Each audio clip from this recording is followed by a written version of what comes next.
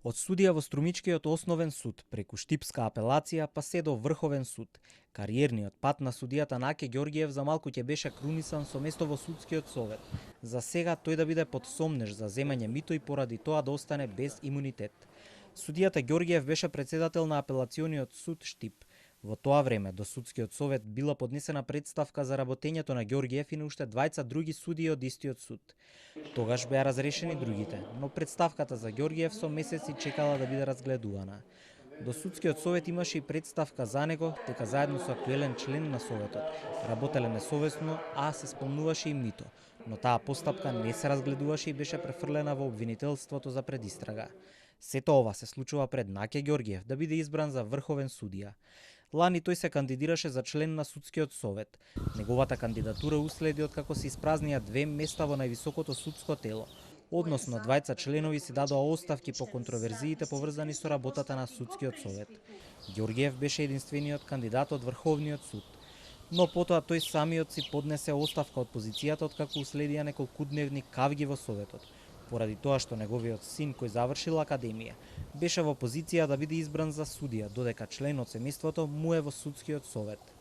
Вчера на полноќ судскиот совет во кој врховниот судија Ѓоргиев претендираше да членува, му го одзеде имунитетот за органите на прогонот да ја продолжат постапката за утврдување вина на осомничениот Ѓоргиев, откако син на обвинет во предмет што се води во организиран криминал, пријавил дека прво осомничениот во случајот, односно врховниот судија Наке Ѓоргиев, ветувал погодности за неговиот татко и лажно прикажале со второ осомничениот дека ќе извршат влијание.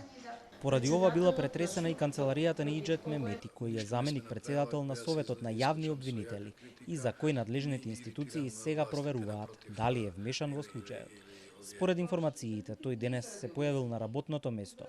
Телма се обиде да контактира со Мемети, но неговиот телефон беше исклучен. Иџет Мемети е поранешен народен правобранител, а позицијата ја држеше во 2 мандати или цели 16 години. Веднаш по завршувањето на мандатот како омбудсман, експресно доби нова функција и стана член на Советот на јавни обвинители. Цела кариера му помина на правнички позиции и функции. Беше државен советник во влада, член на Комисијата за избирачки списоци. Во војната 2001 година е избран за министер за правда како експерт, а по смената беше избран за уставен судија. Даде оставка за веднаш по втор пат да стане министер за правда во 2003 година. Наредната 2004 година замина од политиката и собранието го назначи за народен правобранител. Таму беше до 2020 година. Покрај многу работа, обид за влез и проверка и контрола на тајните служби дали ги почитуваат човековите права.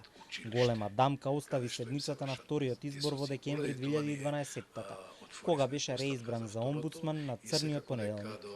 Пред реизборот од Собраниската галерија беа изфрлени новинарите, а од Собраниската пленарна сала беа изфрлени пратениците на опозицијата, кои го попречуваа носењето на годишниот будžет. Како член на Советот на јавни обвинители имаше судир со невладините организации, кои ги омаловажуваше поради нивните извештаи за начинот на работа на Советот. А од друга страна